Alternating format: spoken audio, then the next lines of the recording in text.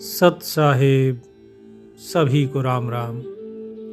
अक्सर आप लोगों को जो सत्संग सुनने को मिलता है, उस सत्संग में ये बताया जाता है कि संसार के जो भोग वासनाएं हैं, ये काम क्रोध लोभ मोह, इन सभी से मुक्त हो जाओ, इन भोगों को त्याग दो और इन वासनाओं से परे हो जाओ, इस संसार से विरक्त हो जाओ।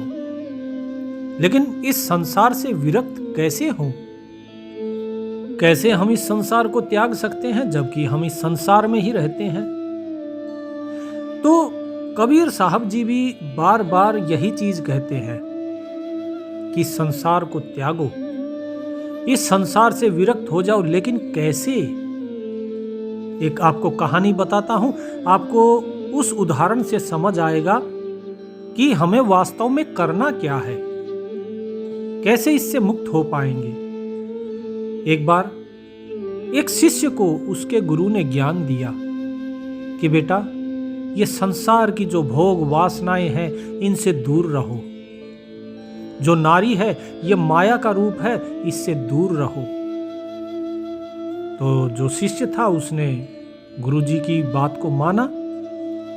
और इसी तरह एक दिन जब गुरु और शिष्य दोनों चले जा रहे थे तो नदी के किनारे वो गए।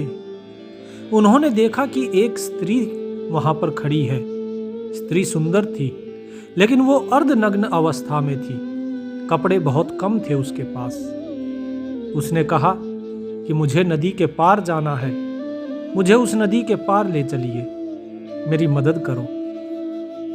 तो जो शिष्य था उसको गुरु की बात याद आ गई कि गुरुजी ने कहा था कि नारी जो है वो माया का रूप है, इसके चक्कर में नहीं फंसना।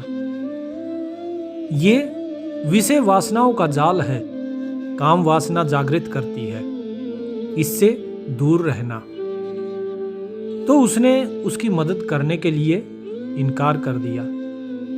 उसके बाद वो स्त्री उसके गुरु के पास गई, बोले आप मेरी मदद कर दीजिए, मुझे नदी के पार ले चलिए। गुरुजी ने कोई संकोच नहीं किया, उसे उठाया और उठाकर नदी को पार करने लगे। अब शिष्य जो था, शिष्य ने देखा, बोले अरे गुरुजी ये क्या कर रहे हैं? इन्होंने मुझे ज्ञान दिया था कि दूर रहना, इस माया से दूर रहना, स्त्री से दूर रहना, और गुरुजी खुद उसे गोद में उठाए हुए नदी पार करा रहे हैं। लेकिन शिष्य ने संकोचवश उस वक्त कोई प्रश्न पूछा नहीं। लेकिन 3-4 दिन हो गए, मन में वही शंका बार बार उठती, बात उठती कि गुरुजी से पूछा जाए कि गुरुजी आपने ऐसा क्यों किया? आप हमारे गुरु हैं, आपको तो ऐसा नहीं करना चाहिए था। आपने हमें जो शिक्षा दी, अपनी ही शिक्षा का उल्लंघन आपने कैसे किया? और एक दिन जब गुरुजी फिर से सत्संग कर रहे थे तो देखा उस शिष्य का चेहरा लटका हुआ है। वो मन ही मन कुछ सोच रहा था। तो गुरुजी ने देखा और पूछा उससे कि बेटा क्या हुआ? बोले नहीं गुरुजी, कुछ नहीं।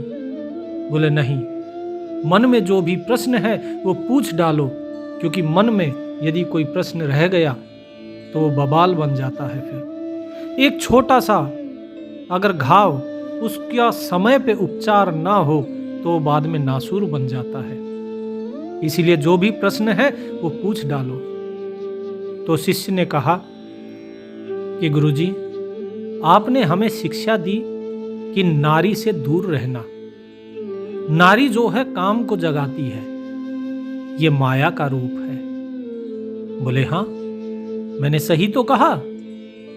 बोले मुझे व्यथित ये प्रश्न कर रहा है, शिष्य बोला, कि जब उस दिन उस नारी को जरूरत थी, वो बोली आके मुझसे कि मुझे नदी पार करा दो, तो मैंने आपकी इसी आज्ञा का पालन करते हुए उसे नदी पार नहीं कराया।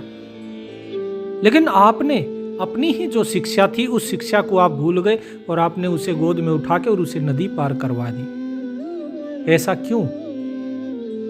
आपने तो कहा था उसके साथ नहीं रहना और आपने उसे ही उठा लिया। गुरु बोले बेटा, मैंने तो उसे उसी वक्त वहां पर छोड़ दिया था, लेकिन लगता है कि इतने दिन से तुम उसे अभी भी अपने कंधे पर बैठाए घूम रहे हो। मैंने तो उसे केवल पल भर के लिए उठाया था, लेकिन तुम आज भी उसे उठाए उठाए घूम रहे हो। तुमने उस स्त्री के अंदर किसे देखा? एक नारी को देखा। तुमने उस स्त्री के अंदर एक काम वासना वाली माया को देखा, लेकिन मुझे उसके अंदर कौन नजर आए? मुझे उसके अंदर नजर आई एक सहायता मांगने वाली अबला, असहाय स्त्री। उस वक्त वो एक याचक थी और उसकी मदद करना मेरा कर्तव्य था।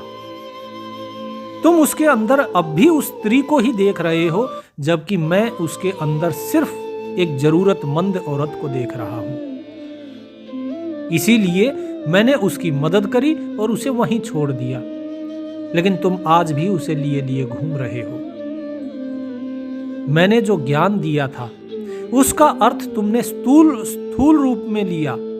उसे स्थूल रूप में नहीं, सूक्ष्म रूप से समझो।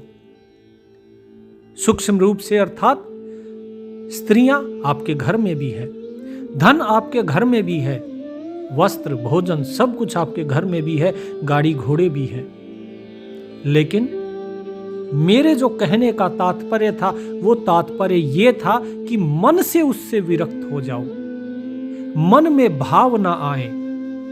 आपने अपने शरीर को तो रोक लिया, लेकिन मन से तुम आज भी उसी का चिंतन कर रहे हो।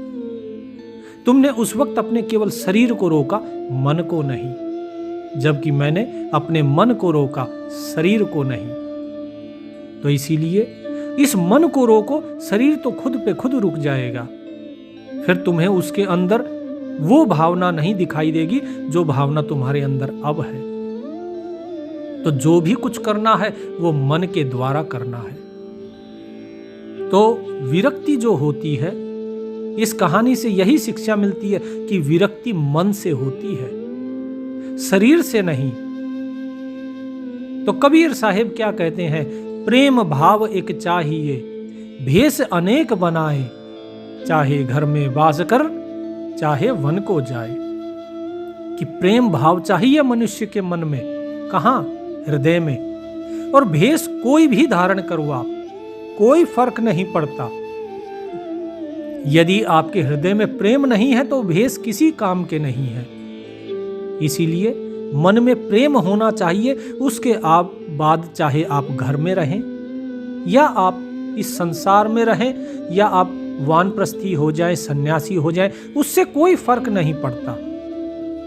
क्योंकि असली विरक्ति तो आती है जब मन के अंदर प्रेम भाव आता है। उस मालिक के प्रति प्रेम भाव आएगा तो इस संसार से विरक्ति अपने आप हो जाएगी। तो संत जो समझाते हैं उसका अर्थ बहुत ही गूढ़ है। उस गूढ़ अर्थ को यदि नहीं समझेंगे, खाली उसे स्थूल रूप में अगर देखते रहेंगे तो ना ही भक्ति जगेगी, ना ही ज्ञान प्राप्त कर पाएंगे। तो भक्ति और ज्ञान यदि चाहिए तो जो सूक्ष्म स्वरूप है ज्ञान का, उस सूक्ष्म स्वरूप को आप जानिए। जब उस सूक्ष्म स्वरूप को पहचानेंगे तो धीरे धीरे आपको समझ आएगा कि जो काम वासना है, इसका अर्थ ये नहीं कि आप स्त्री से दूर रहो, नहीं। आपकी पत्नी है घर में, अगर वो आपके पास आई है आप भोगिए, लेकिन उसके प्रति आसक्ति नहीं होनी चाहिए। आपके पास धन है, आप उसे भोगिए, लेकिन उसके प्रति लालसा नहीं होनी चाहिए कि मुझे और मिले और मिले। ऐसा नहीं है कि जो धन आपके पास है आप उसे तो जमा करते जाएं और ये सोचे कि मुझे और मिले, वो होती है आसक्ति। लेकिन जो धन आपके पास है उसे अगर आप जरूरत की चीजों पे खर्च कर रहे हैं तो ये आसक्ति नहीं होती, ये आपकी जरूरत है। जरूरत और आसक्ति में भेद करना सीखिए। बच्चों से प्रेम कीजिए, लेकिन प्रेम और मोह में फर्क है कि जब प्रेम करता है व्यक्ति तो उसे बच्चे का हित दिखाई देता है कि उसमें हित किस चीज में है बच्चे का। लेकिन जहां मोह आ जाता है वहां पर वो हित भूल जाता है। वहां पर व्यक्ति क्या करता है, अपने बच्चे की गलतियों को भी नजरअंदाज कर देता है, जैसे धृतराष्ट्र ने पुत्र मोह में किया, रावण ने जैसे त्रिया मोह में किया। तो ये सारी चीजें जब तक आप सूक्ष्म रूप से नहीं समझेंगे तब तक बड़ा ही मुश्किल है इस संसार से पार होना। इसी प्रकार क्रोध ऐसा नहीं है कि आपको क्रोध नहीं करना चाहिए, क्रोध करना चाहिए, जरूर करना चाहिए, लेकिन वहां करना चाहिए जहां उसकी जरूरत है, जहां व्यक्ति समझाने पे नहीं मानता, लालच से भी नहीं मानता, वहां पे व्यक्ति को डर दिखाना जरूरी है, तब क्रोध करें। लेकिन ये क्रोध आपके अपने वश में होना चाहिए, ना कि आप क्रोध के वश में। उस क्रोध के लिए साहिब ने यहां पर मना किया है। काम, क्रोध, लोभ, मोह, ये सारी चीजें मैंने आपको बता दी। और सबसे अंतिम है अहंकार। इस अहंकार ने सभी को खा लिया। ये अहंकार ही है जो हमारे अज्ञान का कारण है। ये अहंकार ही है जो उस आत्मा और परमात्मा को अलग कर देता है। तो इस अहम भाव को मिटाना है तो उसके लिए सत्संग जरूरी है, उसके लिए ज्ञान जरूरी है। और ज्ञान होता है सत्संग से, भक्ति होगी तो सत्संग से। तो ज्ञान मार्ग हो या फिर भक्ति मार्ग, दोनों ही सत्संग और अनुभव से समझ में आते हैं। वास्तविक ज्ञान वो है जो अनुभव से समझ में आए। अनुभव के लिए विवेक होना जरूरी है। विवेक सत्संग से मिलेगा और सत्संग परमात्मा की कृपा से मिलेगा। यदि आप इस सत्संग को सुन रहे हैं तो आपकी ऊपर परमात्मा की कृपा है। तो इस सत्संग को जो बताया गया है इसे ध्यान से सुनिए और इस पर अमल करने की कोशिश कीजिए। संसार से भागना नहीं है। कहां तक भागेंगे, रहेंगे तो संसार में ही ना। सारे संत महात्मा क्यों गृहस्थ हुए, क्यों उन्होंने अपने आप को गृहस्थी दिखाया, चाहे वो स्वयं गृहस्थी थे या उन्होंने दिखाया हो अपने आप को गृहस्थी। लेकिन दिखाया क्यों? वे अपने आप को सन्यासी दिखा सकते थे ना, क्यों नहीं दिखाया? क्योंकि वे संसार को ये संदेश देना चाहते थे कि गृहस्थ में रहा कैसे जाता है, संसार में रहते हुए भी इस संसार से विरक्त कैसे रहा जाता है। उनकी रहनी देखिए, उनकी करनी देखिए, उसका अनुसरण कीजिए। वे क्या करते थे, क्या नहीं करते थे, क्या उनका ज्ञान है, कैसे उन्होंने ज्ञान प्राप्त किया। पास होने का कक्षा में दो ही तरीके हैं। पहला, स्वयं की पढ़ाई करो और ज्ञान अर्जित करो। और दूसरा, जिसको ज्ञान है उसकी नकल कर लो। तो यदि आपके पास स्वयं का अनुभव नहीं है तो जो संतों ने जो ज्ञान दिया है, जो सतगुरु का ज्ञान है, उसकी नकल तो आप कर ही सकते हैं। उसकी नकल करो। जब धीरे धीरे नकल करोगे, उस चीज पर चलना शुरू होगे तो अनुभव आता जाएगा और अनुभव के साथ आपका ज्ञान बढ़ता जाएगा। इसके बाद आगे हम बात करेंगे कि मुक्ति होती भी है कि नहीं होती है। जो मुक्ति मुक्ति लोग चिल्ला रहे हैं, क्या वास्तव में मुक्ति होती है? और यदि मुक्ति होती है तो क्या है वो मुक्ति, कैसी है वो मुक्ति? क्या उस मुक्ति के बाद फिर से जन्म लेना होगा? और यदि जन्म लेना है फिर वो मुक्ति कैसी है? और मोक्ष क्या है? क्या दोनों में भेद है, मोक्ष और मुक्ति में? क्या है इसका सत्य? ये हम जानेंगे सत्संग के अगले भाग में। सत साहेब, परमात्मा आप सभी का कल्याण करे।